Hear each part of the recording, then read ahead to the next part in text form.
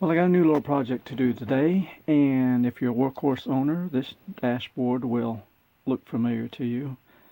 I think it's been around for quite a while. This particular one, I'm working on it's a Winnebago 38J 2005 model on a W24 chassis. But the project is changing out the LCD screen. They're bad for going out, and before mine does, I'm going to go ahead and replace it. So I'm going to get into that and see what it's like to get it out, and I'll kind of document it as I go, so that way you can do it also. Here we go. Okay, well, step one, of course, if your dash light is like anything like mine, you've got all kinds of accessories on it, so I've taken those things off, so as I tilt the dash back, things aren't going to be coming loose and flying around. I've got my scanning gauge too, got double-sided tape on it, so it's not going anywhere. And you can see it's on a hinge. It hinges right up, just like that. And I got my little pole in there that I use to hold this up. But I need a second hand to do that, so let me get that done. Alright, got my, it's just a little half-inch piece of PVC, and I slotted it right there so it holds it in position. I have good access to everything. So now it's a matter of looking around and seeing what I got to do in order to get the dashboard apart. So let me do a little research and poke around and see what I can find. Okay, let me point out to you what our goal is. So our goal is we got to get to these Phillips head screws, and as you can see, we cannot get to them from here. Because this plastic piece has to come loose. You can see how it kind of sandwiches together right here. And there's a few nuts, it looks like it holds this together. I just took one nut loose, you can see it right there. That is a 9mm nut. So I've got that one loose, so now I'm going to slowly take something else loose until I get it out. Alright, I found a few more screws to take loose. I took this loose, because this face plate screws right into the metal frame that all this other stuff is attached to. So you can see the gap I got there, and I'm getting a bigger gap here, so we can see those Phillips screws, but still need a little more space to get back to these. So in poking around, I discovered some more 9mm nuts right up here. There's one, and I'll show you from this front side. It's actually one right here and one right there. So I've taken that one off, and I'm about to take this other one loose, so I'll see what happens and see if that gives me enough. I think I've got it loose enough now. The only other nut I had to take loose was the one that's on the back of this plate here. So we had like, that was a 9mm knife, so 1, 2, 3, 4, and then these 4 screws here. I think that's enough to get my space. But now I'm fixing to go unhook the battery, and I should have already done that because I've got the key off. I'm hoping I haven't caused no trouble. But you can see here, like my jack down lights, the back of that connector, it's come in contact with this metal frame. Now the raised the dash up. So I'm gonna go unhook the battery real quick. So as you can see, I've moved my battery over here into the basement area. So then I keep me a handy little ratchet wrench for stuff like this, so I'm going to hook it kind of quickly. Alright, so now the engine starting battery is disconnected, and hopefully I haven't popped any fuses. So that would probably be step one. You go to do this is unhook the engine battery, so there's no possibility of any shorts. Something else I want to point out is when you raise this up, check your wiring harness. Make sure you're not pulling anything really tight. I've ran into that before. I had to go in here and redo some of these harnesses, because when you raise this up, it's really tugging on them really tight, and you don't want to unplug anything. So just go slow, be careful. And now I just got to get these Phillips screws out of there, and we'll be well on our way. So here's a little tip, because sometimes you see the Phillips screw there, but you really can't get your screwdriver to it to get it loose. But just take a little ratchet wrench and put you a bit on it, and it'll break it loose real easy. You can see just a standard little Phillips bits that that we all have, and then I drop it. But you can see, you get the idea how that works. Makes it real easy to get those Phillips screws out, where normally you couldn't get a Phillips screwdriver at the right angle. So I'm going to pull out these screws and see what we get. Okay, you can see here I've got all the screws out. After you get all the screws out, it just drops right down. Easy peasy. And we got that out. Now we just got to carefully unplug these connectors.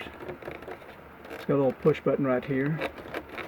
Trying to do this one-handed. It's a little bit difficult.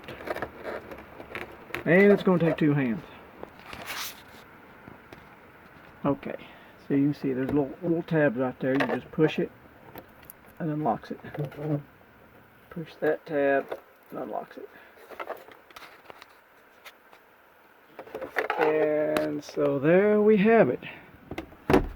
You know, so this process of time maybe took me 30 minutes, and that's with me not knowing what I'm doing. So now that I've got this out, I'll take it into the house, put it on my desk, finish taking this cover off, and replace the LCD screen. Okay, back inside here in my desk. I got a nice cloth laid out here to not scratch the lens. And I got the parts here from Brazos.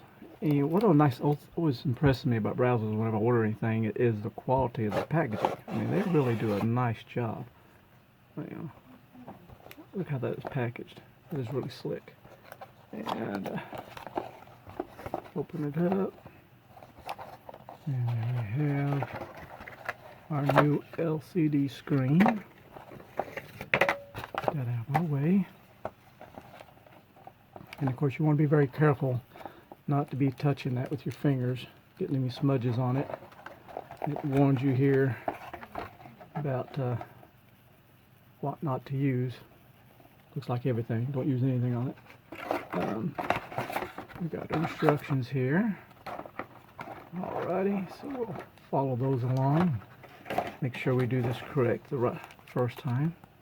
Then also, if you happen to have bad eyes like I do, you can always go to the website. I'm going to take my camera here. There you go. There's a website. And right there's the item. There's the part number 105297S. And if you scroll down, you can actually download a PDF. And right there that is. So you can view everything nice, large text, large pictures, step by step. Make it pretty easy to go by. So we'll read these instructions along and take this apart and see how long it takes. Okay, step one is get this clear cover off. So we've got these little tabs right here. See if I can get lucky with just my fingernails. Flip her over. Probably also a good idea, you know, bring these things inside, let them warm up. You know, if it's wintertime, you want to be careful with this plastic. Let it warm up, be easier to deal with. Let's see here what we got.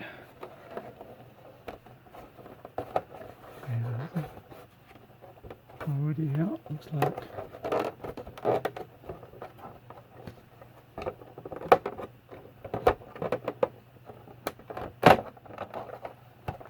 Okay. This little tool here, I use these working on phones and laptops and stuff. I got a whole little kit from Amazon. It comes in handy for pieces like this. So you use plastic on plastic. And don't risk scratching or breaking something so bad. Alright, there we go. Okay. It came off nice. No problem. Look at there. Okay. Let's see what step 2 is. Okay, step 2 says be careful not to lose the mode and trip pins when you remove the lens. That's these little dudes because they just sit in there. So I'll pull those out, sit them right there so they don't get lost. Okay, the instructions show here. So get the book out here. Yeah, about these retainers here, 3 o'clock and 9 o'clock position. And so, alright, there's one out.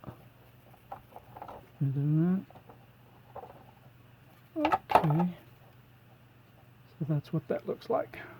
Those little ears. To keep that in there, you want to be sure to wash and dry your hands good before you do this, because you don't want to be leaving no fingerprints behind. But after all these years, it looks pretty good in there. Just a little bit of dust, not much. Alright, step 3. Okay, and it says to take a picture of the position of your needles before you remove them. And you got to rotate them a certain way. So it looks like the speedometer will go counterclockwise. And I've already budged it a little bit until it bottoms out. And then you'll twist and pull. So I'm twisting and pulling. Let's make. Okay, there we go. It's coming off. There it went. It's on there pretty snug. Alright. So that one's off. Okay, now for the tack. Twist till it bottoms out. And rotate and pull. Well, that is on there good, let me tell you. Alright, there she went. Finally. Got that one off. And for the next one is now they're going to go clockwise. So it is centered.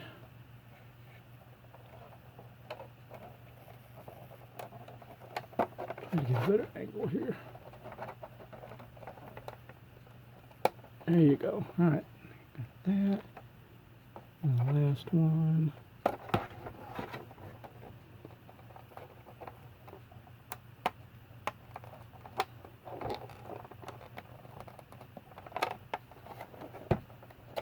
Getting a little stubborn. I just want to be very careful. Try it like this. Different strategy. There she went. Yes, very tight. And I didn't break it. Yay. Alrighty. We're getting somewhere. Okay, now. Oops. Alright, so now we're to picture 7. Push in on those little white tabs. Let's see. We got 4 of these. There's 1. 2. I think I got it.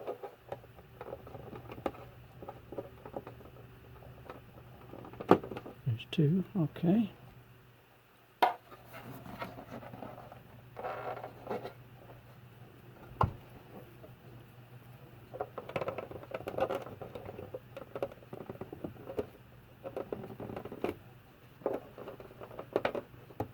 Being a little contrary. Let me see why it's being contrary. I don't know how. Okay. I'll make sure if I push down a little harder, I'm not defeating the purpose.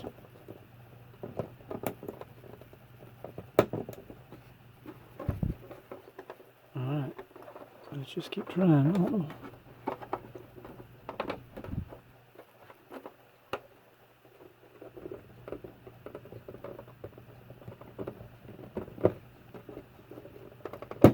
Alright, that one went. One more to go.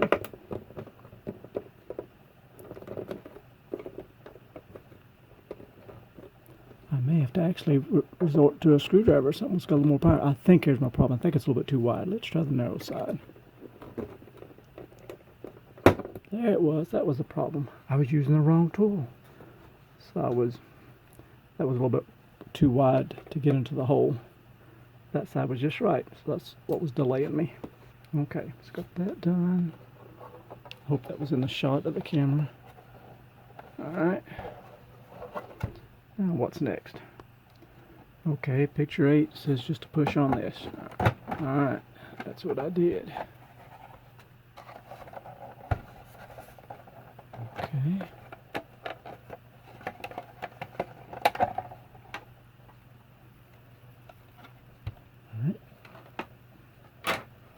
We're getting closer, aren't we? Okay, now we're on page 3. Pushing on these tabs. Alright.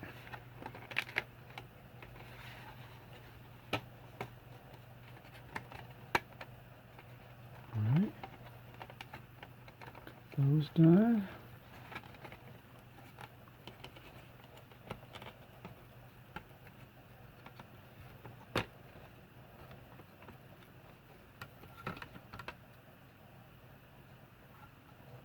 Alright. Now we're getting down to the good stuff. Okay, now we're up to picture 11. To release the bezel, we got these 4 little black tabs. Okay.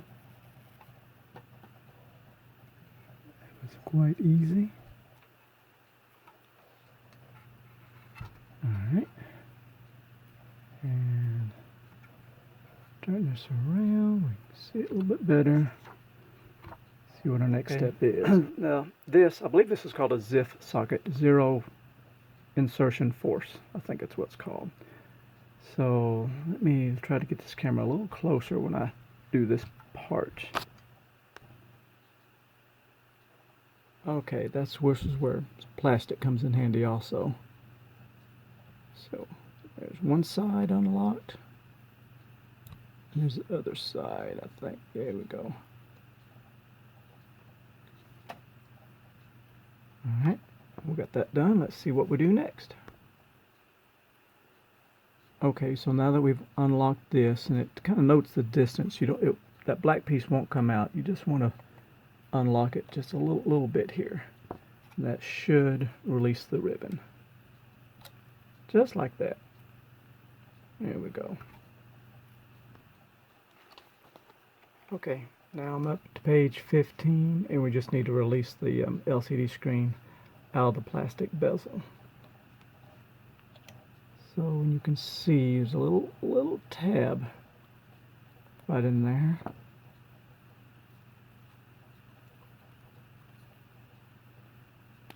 Okay, so that's all it took.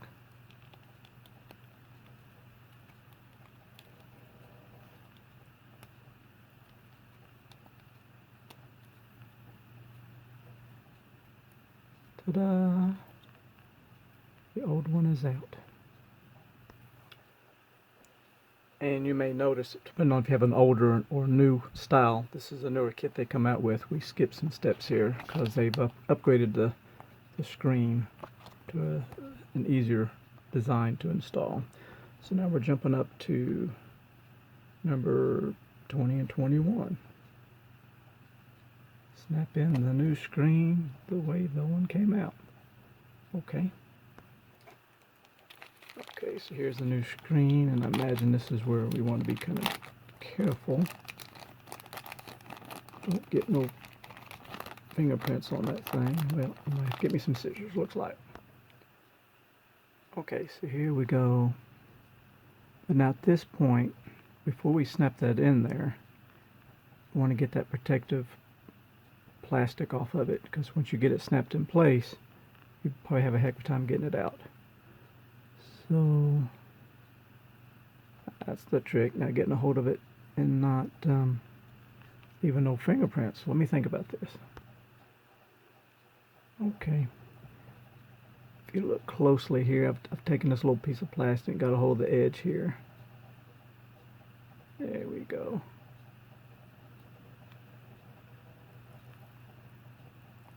Just don't touch that screen.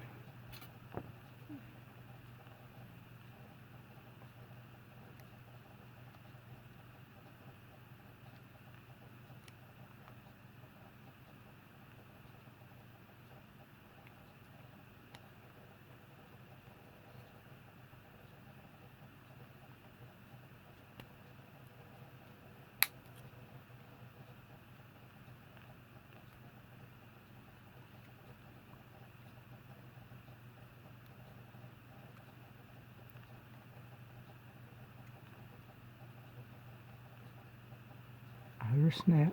Just want to make sure it's in all the way it looks like it is.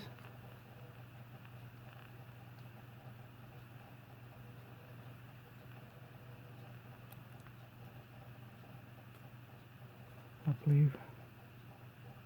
believe we're in where we need to be. Up to picture 21. So need to put this ribbon back in place. And you see right there how it goes.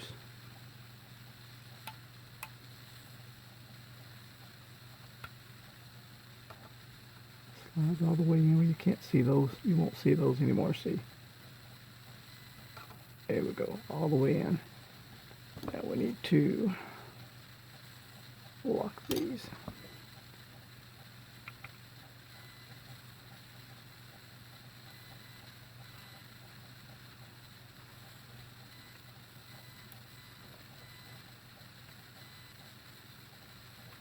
I'll tell you what, let me try my fingernails. Okay, that actually worked better. I get more force on it. So got that done. Okay, now we just snap that back in place.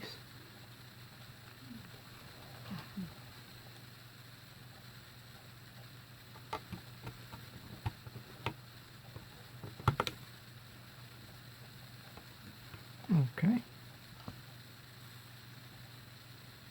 There we go. Oh, and you can see in picture 24, it reminds you not to damage this little area in the red circle. So that must be that little device right in there. Don't know what it does, but it must be important. So I don't believe I damaged it. I didn't touch it with anything, so that should be fine. Alright, so our next step, look like we're picture 25, lay this face down. Alright. Done that. Get you the shot. And position the circuit board screen down over the face, snap back into place.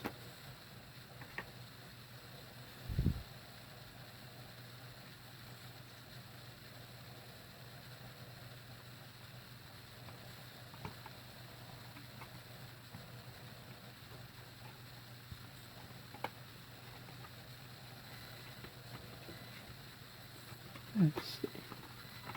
Can't see what I'm doing too good. Let me try it this way.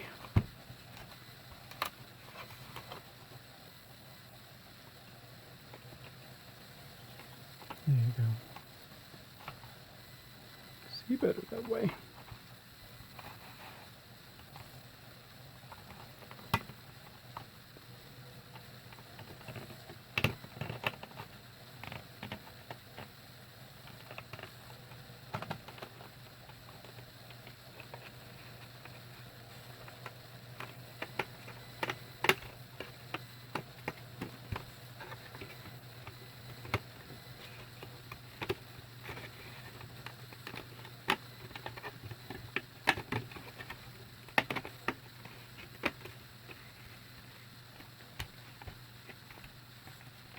All right.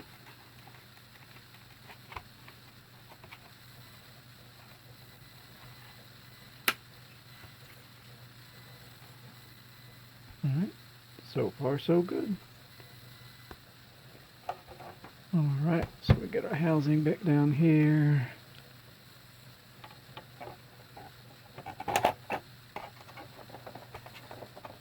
Now I'm trying to be careful about this and not get fingerprints all over it.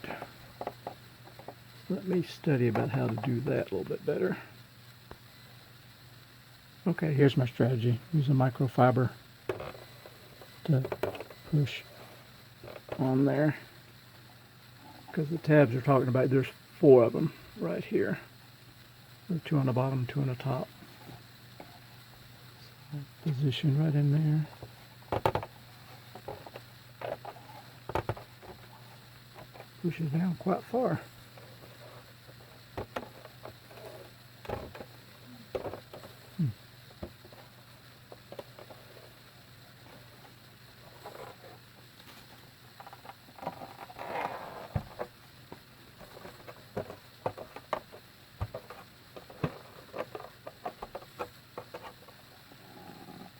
I haven't got a snap yet.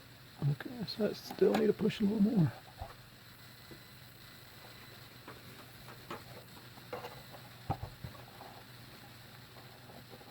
Oh, snap. There we go.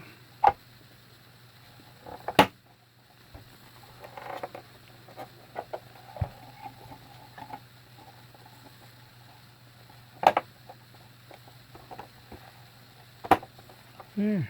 Alright. Super. That part's done. Okay, now time to put the needles back on. And this is where they talked about, you know, their bottom out position. Notate where that is, take a picture or whatever, because we need to get them in the same spot. So I'm going to push down and twist.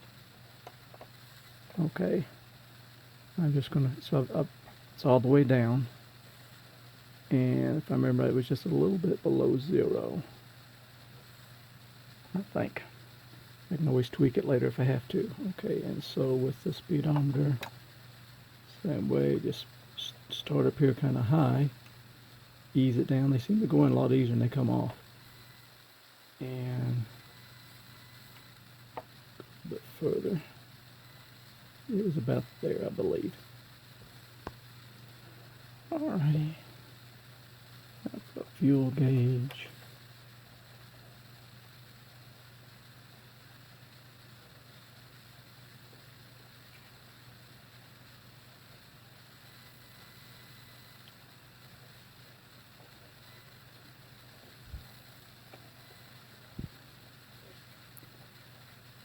Make sure they're not dragging on the this lens bezel, whatever we want to call it here, the plastic background. Okay, that's good. And our goofy temperature gauge is really not very accurate.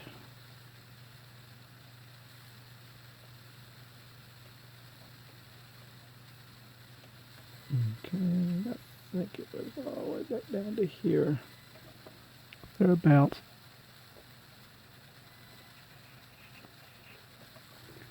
Alrighty. There we go.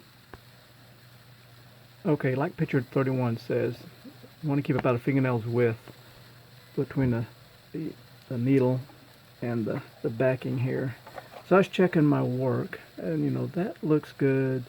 The fuel temperature gauge looks good. I got a little bit of a gap, but I'm afraid I got the RPM gauge a little too tight. So I'm going to pull it back off and redo it. Or just, oh, I didn't have to pull it off. I was able to lift it just a hair. Okay, that looks better to me. Yeah, so it's not rubbing anything. Alright, I'm more satisfied now. Alright, getting down to the final steps. Put this little trim back in place. And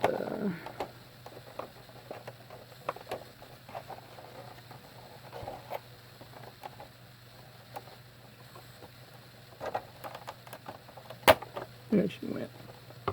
Okay. Now before I put the clear bezel back on it, I'm actually going to go plug it up and test it to make sure my needles are where they need to be.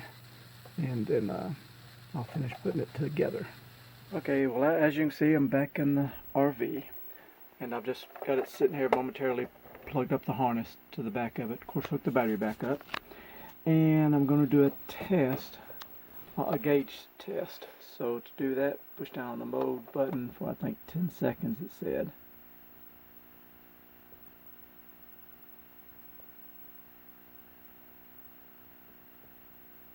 Release. Okay, we contrast, software, part number, engine hours, max, vehicle speed, engine oil life, cluster diagnostics. Gauge test. Okay, we just sit here. I think it'll start it. Okay, engine speed. It says 50%. That's where right at 3,000. That looks good. 100%, 6,000. Okay, that's where it needs to be. And then we're going to do vehicle speed. 50%, 50 miles an hour. 100%, 100. That looks good. Okay, that's doing the fuel tank. B, half a tank, and full. That looks good.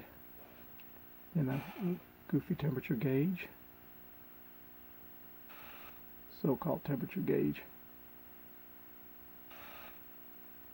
Well, that looks good. Okay.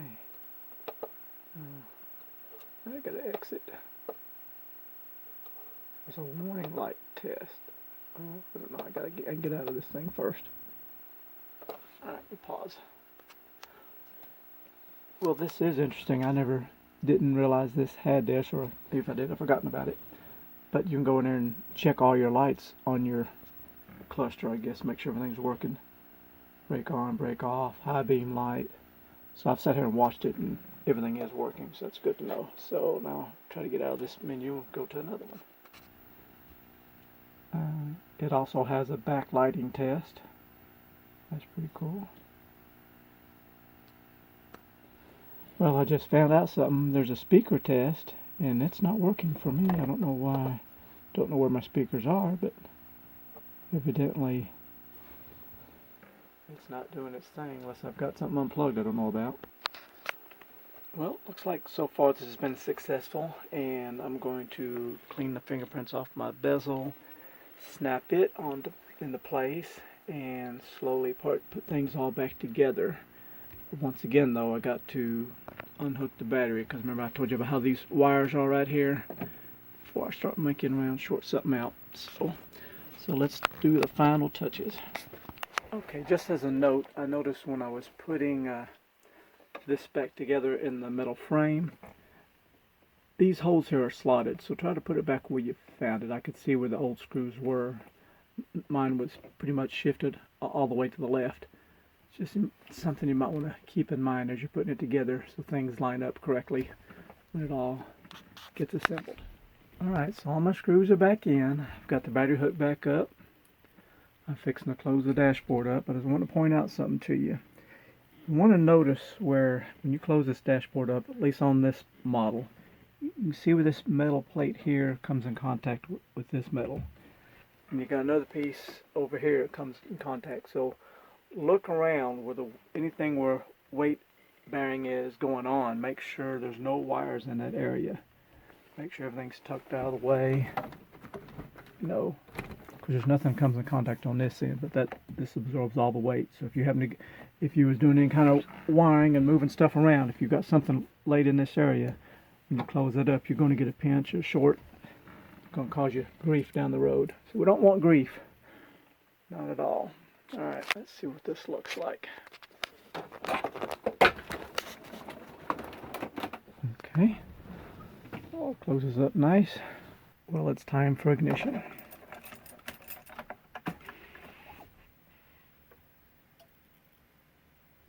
There it goes. Now let's see what happens when we start her up. Alright, tach works. Fuel gauge works. I'm sure the temperature gauge, everything else will be fine. Good deal, good deal. Okay, little recording of before. Before. And now after. And after.